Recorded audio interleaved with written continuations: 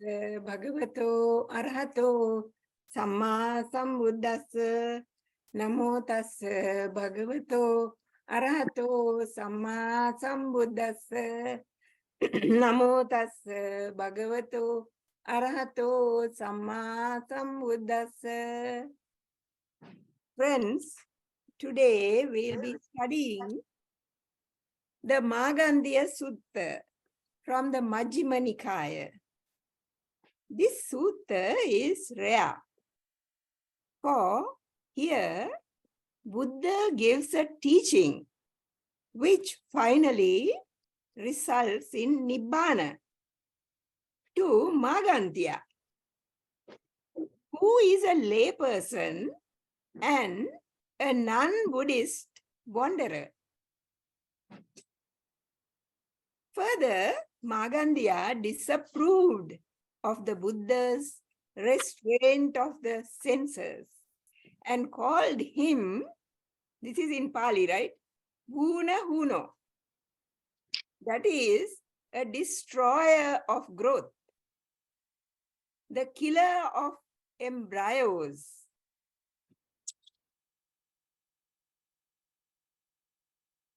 abortionist. So he called all this to the Buddha because he was against the restraint of the senses. Magandiya believed that growth should be achieved through new experiences that had never been there before, gained by the six senses and their sense objects, without clinging to those that are already known and experienced. So each time something new. That is growth. That was what Magandiya taught. This view is similar to the modern attitude, which also upholds that the force and variety of experience brings the greatest good, and it should be followed without any checks or restrictions. This is a vipallasa, or distorted perception, or perversion, for it means one is conceited by one's youth. It is known as Yobbana mother. Mother means conceit. Yobbana means youth. The Buddha tells Magandiya that usually each sense rejoices in its own object, like the eye for forms, right? The ear for sounds, like that. But the Buddha has guarded, protected, tamed, and restrained all the senses and teaches the Dhamma for their restraint to other people too, and asks Magandiya, is this the reason for calling me a destroyer of growth? Magandiya agrees and says that it is recorded in their scriptures. Then the Buddha asks him, what would you say of someone who earlier enjoyed sense pleasures, but later, having realized their origin means how it begins, disappearance. You know, as soon as it comes, it disappears. The gratification, that is the pleasure that you get out of it.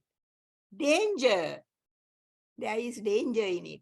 And escape and abandon craving for them, and lives in peace without thirst for them. Magandiya says, nothing, master. So he has nothing to say to that. You know, when Buddha asks, What do you say to such a person? Then the Buddha speaks of his own personal experience. When he lived with his family, he had 3 palaces for the 3 seasons and every kind of sensual pleasure, such as forms, sounds, odors, flavors, and tangibles that one could wish for or desire. The Buddha says that having seen and understanding these sensual pleasures as they actually are, he abandoned craving for them, removed the fever for them, and was able to abide or live without thirst, with a mind inwardly at peace. But he says that he sees others or other beings who are not free from lust for sensual pleasures, and he does not envy them or delight in them. Why?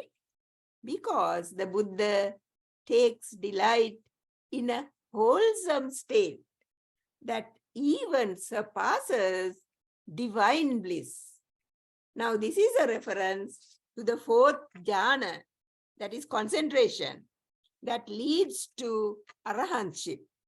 So you see, Buddha is an arahant and this is what he enjoys. What is the real nature of these worldly pleasures? They are impermanent. Change. They change, don't they? And they do not last. They cannot be possessed as one's own, though we think we own them. We think we own them. This is mine, we say, right? But we cannot own them. They also get decayed and get destroyed. When one gets addicted to them and one does not get what one desires, will get depressed. You see, when you don't get what you want, you get depressed, irritated, and comparing oneself with others will start envying, and even anger may arise with the increase in craving. All this ends in a great deal of suffering. The origin of sensual desire is contact. Now that is the origin, the beginning of sensual desire is contact. Now supposing it's a form, you have to see it. Supposing it's a sound, you have to hear it, right? So it is the contact that is the origin.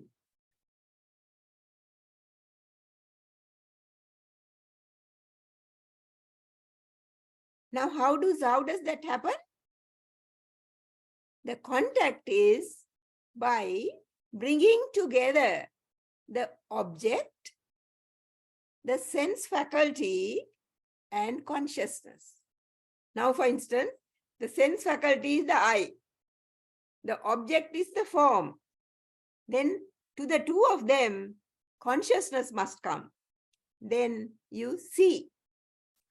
The pleasure and joy that arises dependent on these 5 sense faculties is the gratification, the pleasure, right, that we get out of these things.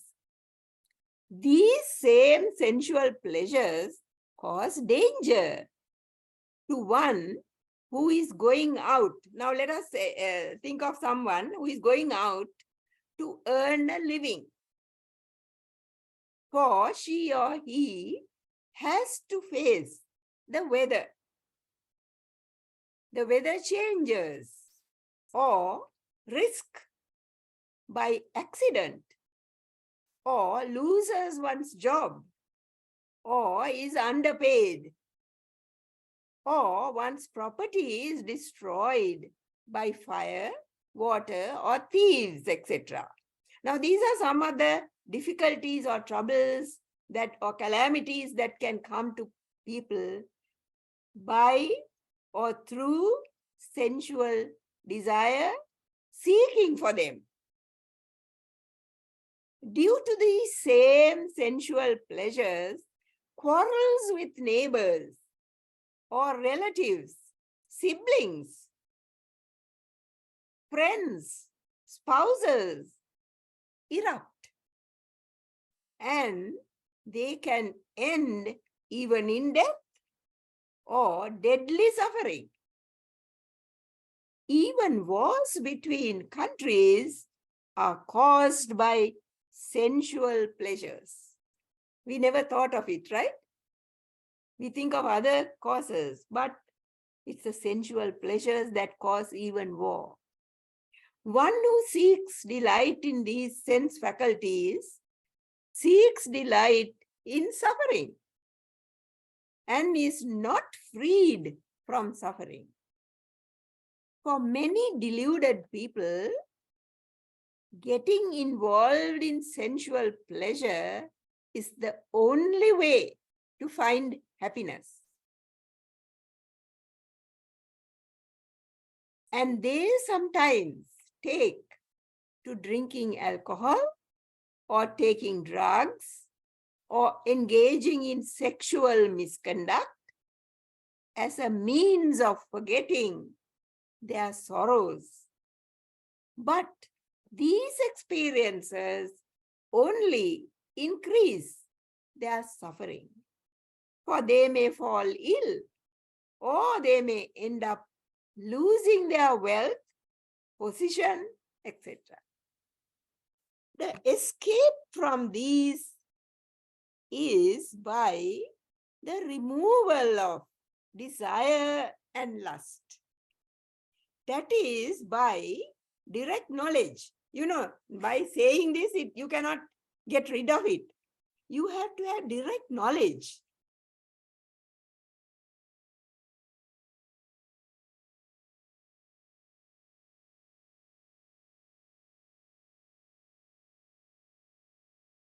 And also full understanding.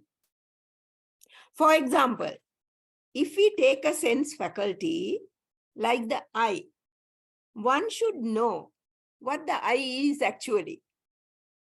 Then eye consciousness, eye contact, and whatever feeling arises with this contact as condition. Now, feelings are three kinds, you know that: pleasant, unpleasant, and neutral. It could be one of those that you get as feeling. And by knowing and understanding exactly as they arise. Now, when you see something pleasant that you think is pleasant, you get the desire. So as soon as you get it, if you are able to understand, I have got this desire, then that is a knowledge that you have got. Right? Now, that is what we are talking about. If one does not view them as I, me, mine, and does not cling to them. Now, when we see something or hear or whatever we do with our senses, we always think of it as I am seeing, I am hearing, I am, I, me, mine. So if we do not think like that and do not cling to it, then we will not get agitated when they change. You see, now even if it's a pleasant thing, it will change.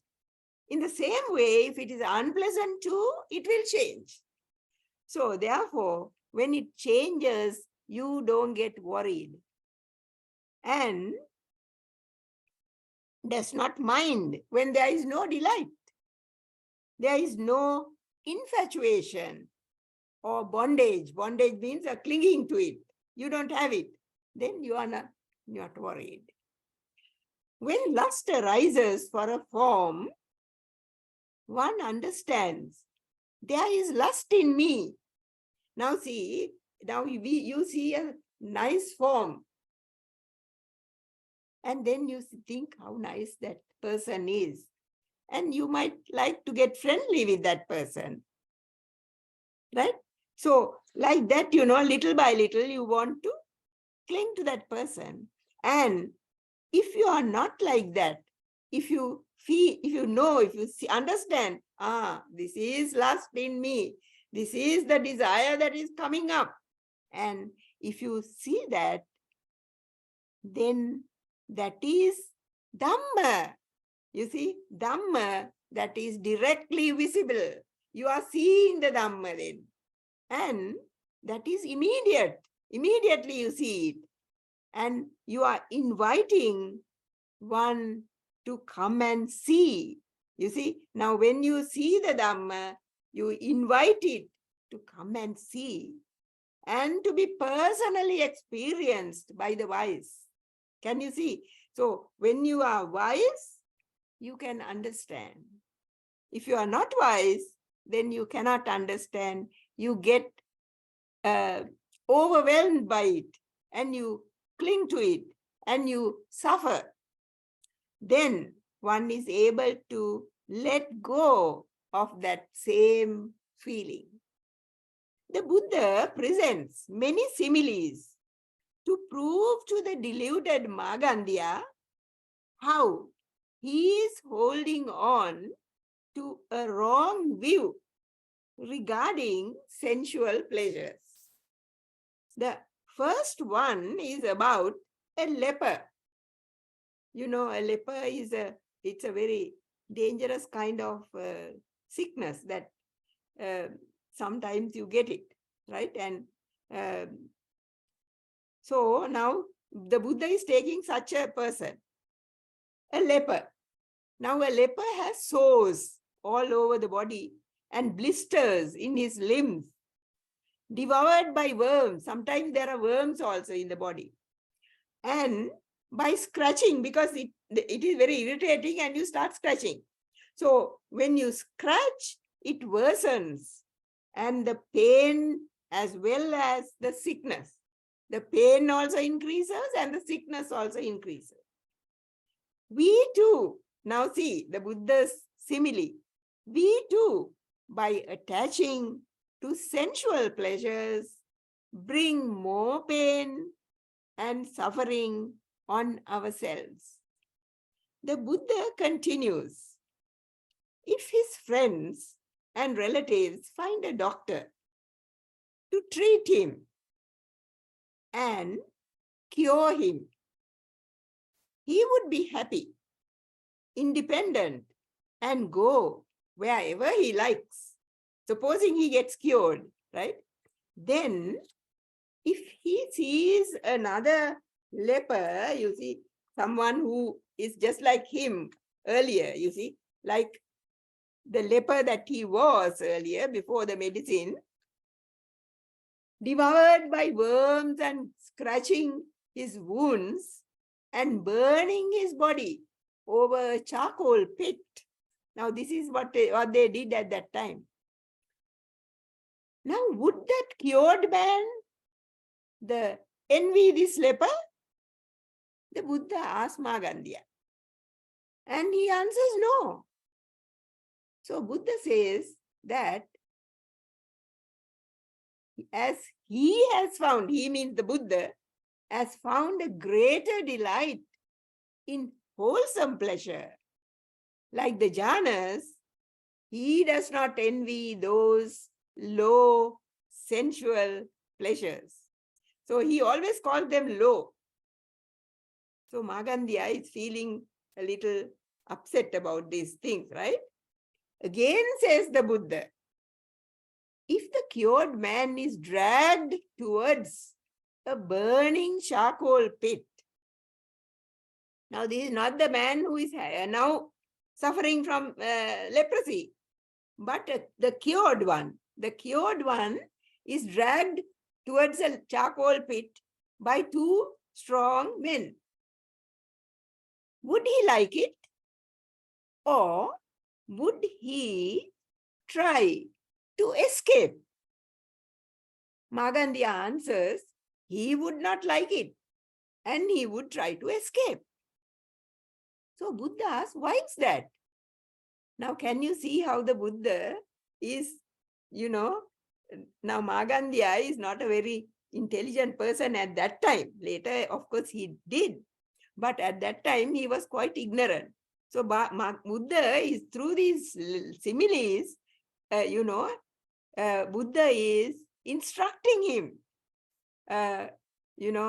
telling him this is the truth, right? So now the Buddha asks, why does he want to escape? Now Magandiya says, because the fire is painful to touch, hot and scorching.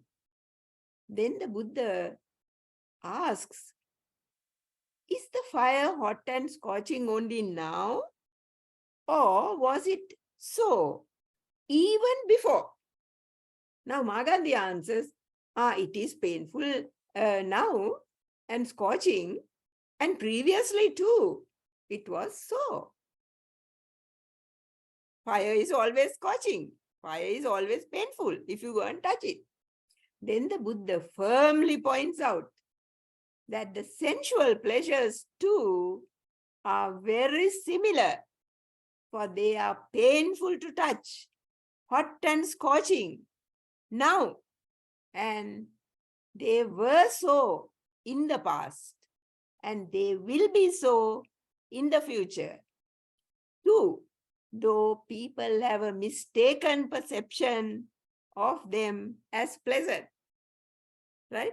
Now the Buddha is, giving him the truth. At this point, the Buddha utters this verse.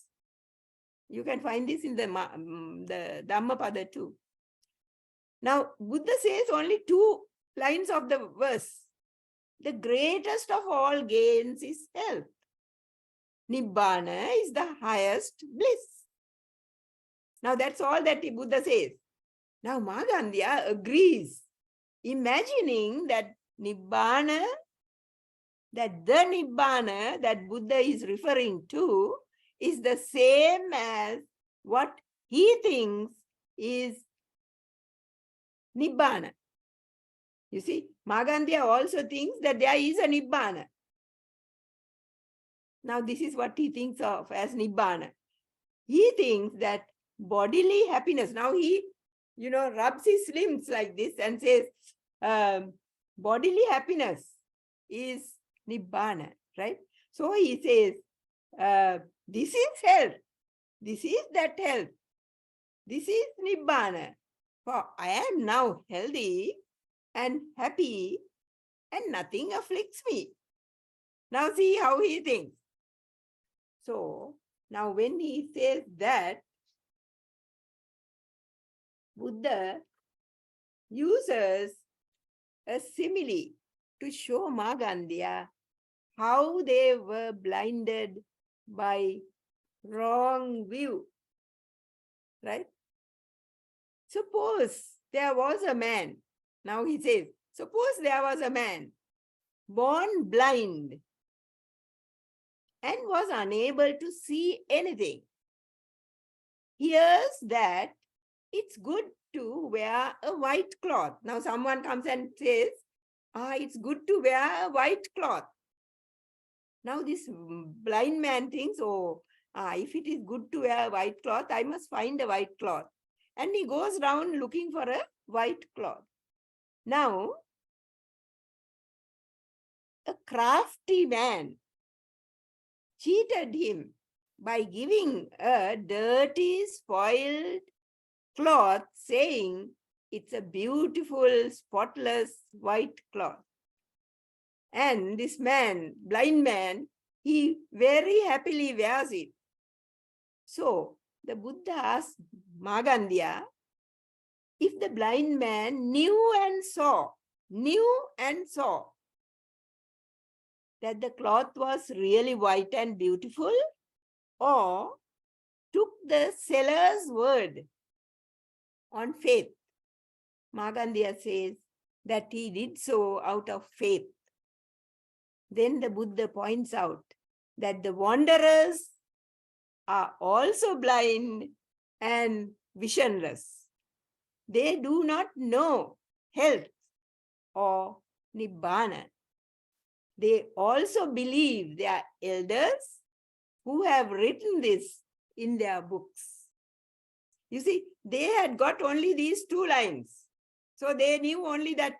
So they thought it was about the physical body that they were talking about when they said nibbana or nirvana. At this point, the Buddha utters the whole verse now. The greatest of all gains is health. Nibbana is the greatest bliss. The eightfold path is the best of paths, for it leads to safety, to the deathless. That is Nibbana. Buddha tells Magandiya that really this body is a disease, a tumor, a dart. Dart means an arrow, a calamity, and an affliction.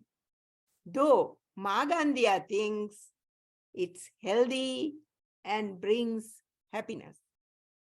Now, Magandiya is a little bit convinced, right? So he asked the Buddha to teach him. Now what does Buddha say? The Buddha does not start teaching immediately. Buddha continues the simile. Now what does he say? Supposing this blind man's family or friends find a physician who gives him medicine, but he cannot, he means the physician, cannot cure this blind man. The physician would be disappointed and weary. So too, Magandiya, if I were to teach you the Dhamma, you may not understand, and I would be weary. Then Magandiya again says, now he's he has lost his pride, right? And conceit, arrogance. I have confidence in the Buddha. Magandiya is finally convinced, and his attachment to the body has disappeared. So he wants to listen to the Buddha, for now he is not the Buddha's opponent, but has gained confidence in the Buddha. But Buddha doesn't straight away teach him the Dhamma. For Buddha insists that a blind person still needs to recover his eyesight in order to really see. Meaning that one has to be eager to live the spiritual life under the Buddha and understand his teachings. Magandiya confesses that he has been fooled for a long time by wrong teachings, and now he wants to have right view, the first factor of the Noble Eightfold Path. The Buddha clarifies that Magandiya has a mistaken idea of Nibbana. And to attain actual Nibbana, one has to practice the Dhamma. Buddha continues, if the leper is cured, he would be angry for being cheated. But, by giving a dirty cloth, right? But would realize that the garment was dirty. Now, though he is angry, now he realizes the truth. Earlier, he didn't know the truth. So now he knew, now he comes to know that the garment is dirty and throw it away. Just like Magandiya now throwing away his, perceptions, ideas, all the teachings that he had, now he throws away, right? So similarly, Magandiya, with the arising of knowledge and vision, your desire and lust for the five aggregates affected by clinging might be abandoned. Now, this is what Buddha says, right? You will realize that all this time you were just clinging to what? To the form, feeling, perception, volition, and consciousness. Volition means thoughts. These cause all my suffering. Now the Magandiya would think like that, right? This is all that is causing my suffering. Again, Magandiya repeats, I have confidence in the Buddha. Then Buddha advises him, associate with true men. That means Kalyana Mitta. Hear the true Dhamma. Practice it. Then you will realize the true nature of these aggregates. Then this whole mass of suffering will cease. So, true health is found when we can enjoy a bliss greater than physical pleasure, and we are not dependent on bodily sensual pleasure. It's an inward bliss where the senses are not involved, and no longer do we need things and people for that kind of bliss. With such spiritual power, we are in a position to help others as we have discovered spiritual health. Magandiya, having realized his wrong perceptions, asked Buddha for admission into the monastic community. After being admitted, being in seclusion, with great effort and diligence, attained arahantship. Now, the Magandiya Sutta is about pleasure derived from the senses, but it also expresses that there is a spiritual happiness, pleasure that is much higher than this mundane pleasure. It also tells us that our immediate experience derived from the senses or through the senses is not the true reality, and it only limits us. When we understand our senses and our minds better, we are able to see how we could free ourselves from their clutch. If we are able to see clearly the rising and falling of the mental formations, we'll see that it's only the present moment that is real. And even that passes away quickly, so that there is no past or future. Thank you. No questions?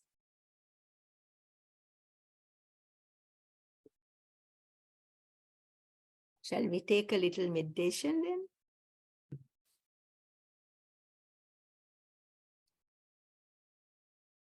Now in meditation, you know that it's very important to sit properly if you are sitting. If you are standing also, it's okay. Only thing is, because we are not going to do a long meditation, it's just a short meditation. So if you are sitting or standing, it does not matter. But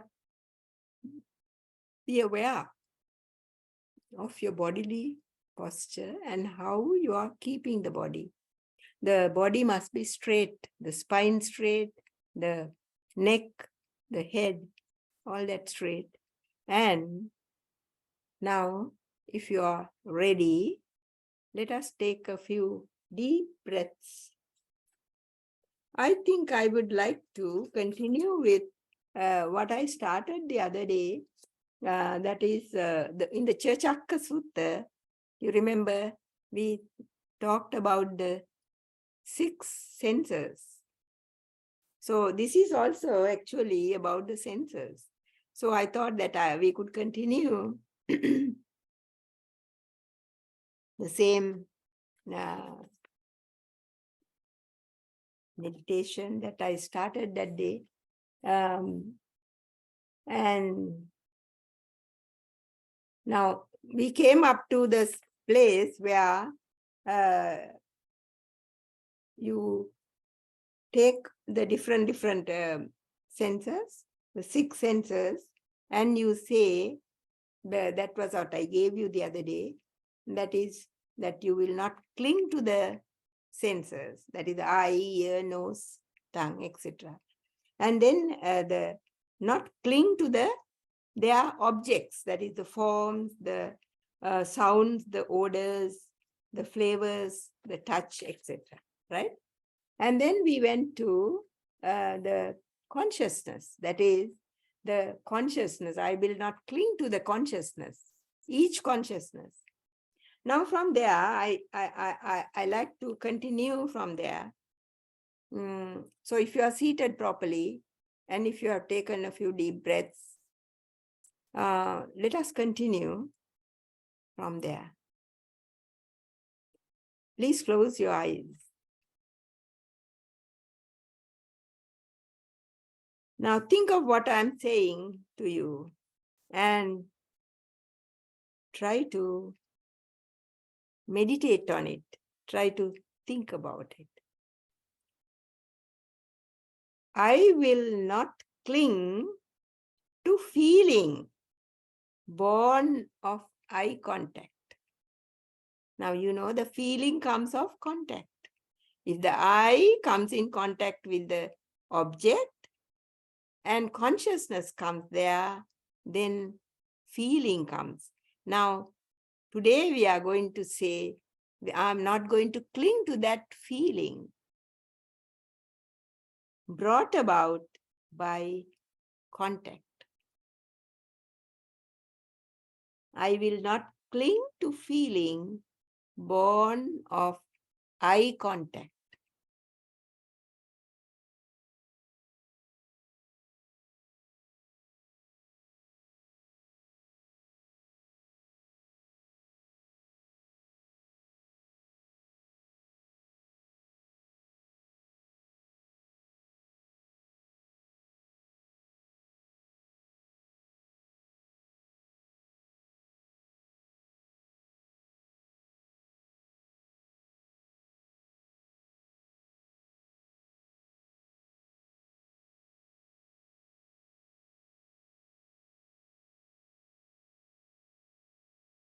I will not cling to feeling born of ear contact.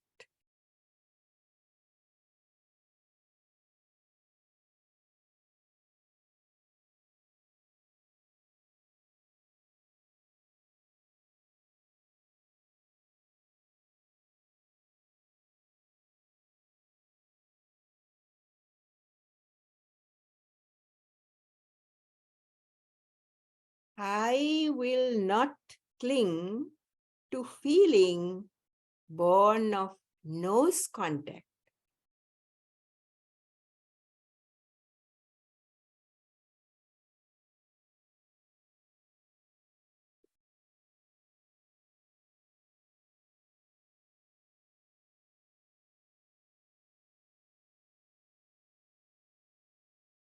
I will not cling to feeling born of tongue contact.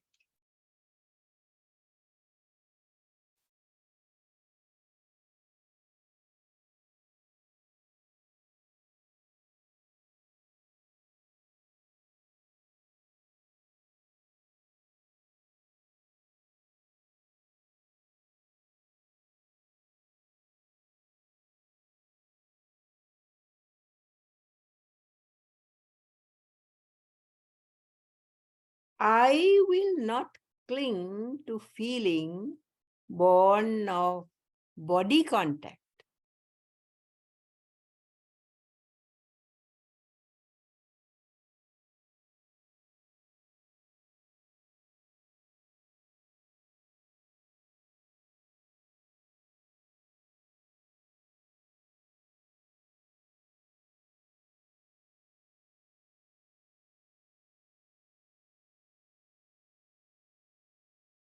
I will not cling to feeling born of mind contact.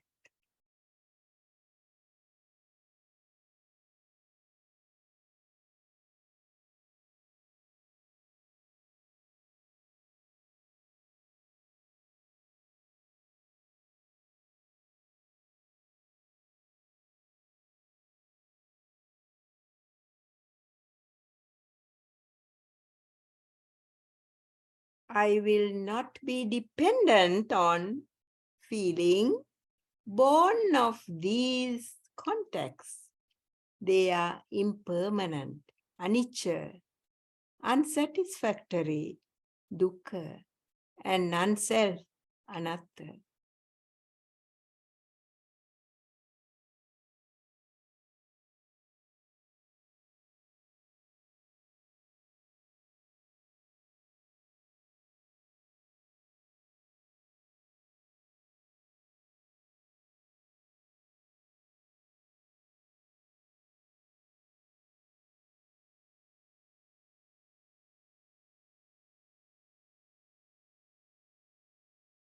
You know that our body and mind are made of, especially the body is made of the elements. So now let us look at the elements. I will not cling to the earth element. You know, the earth element in our body.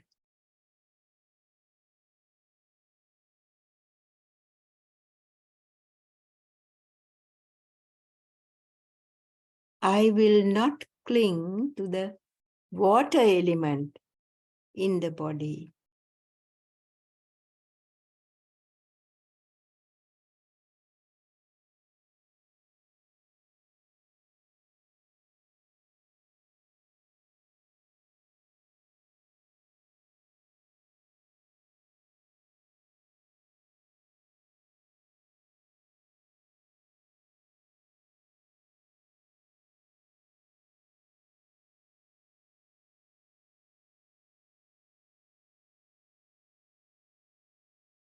I will not cling to the fire element. That is the warmth in our body.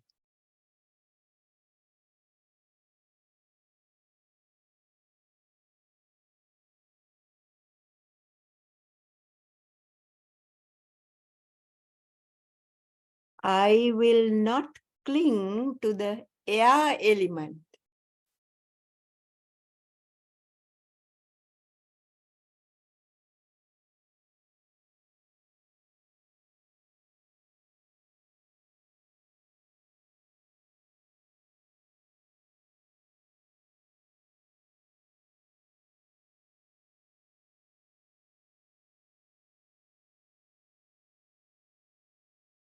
I will not cling to the space element. Now there is space inside our body. So I will not cling to those.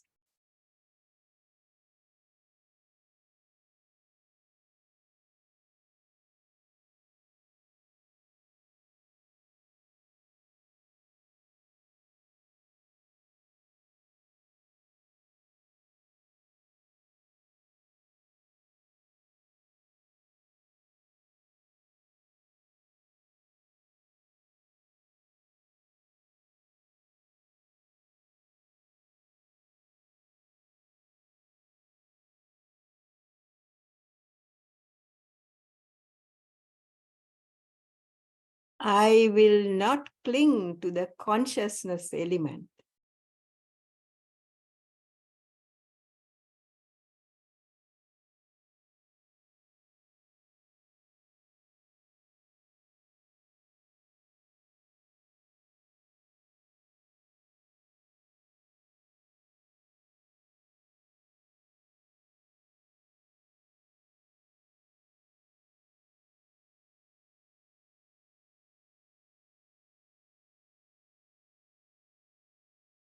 the earth, water, fire, air, space, and consciousness element in this body and outside are the same. Whatever element is outside is the same as the element inside our body.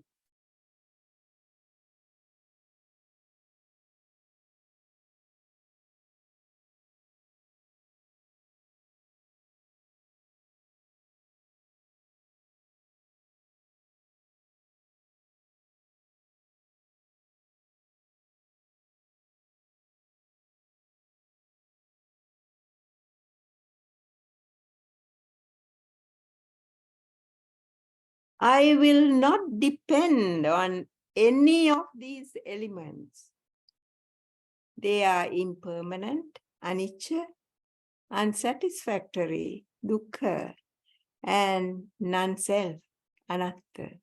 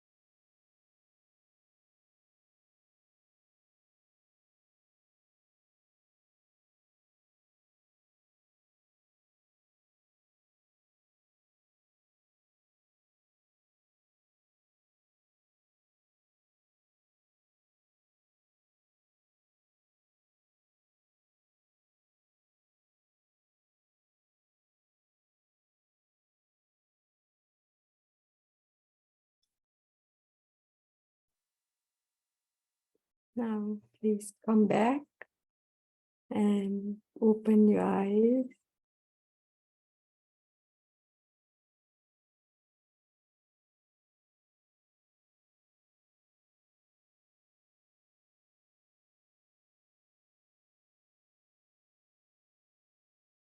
So we'll meet again in 2 weeks' time.